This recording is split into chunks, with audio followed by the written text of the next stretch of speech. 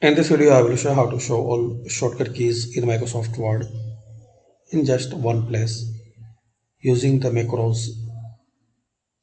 So very simple and easy way guys.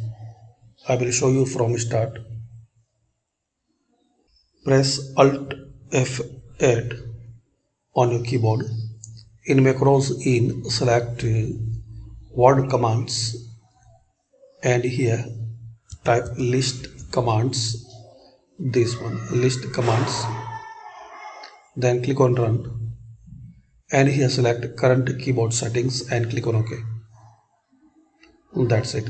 So we can see all shortcut keys are available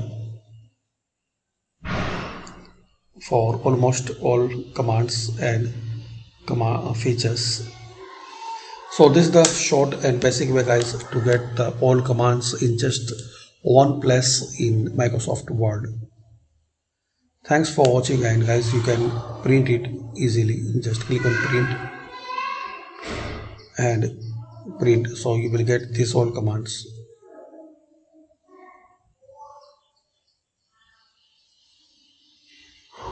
There are 11 pages. If you like this video, so subscribe this channel for more useful videos.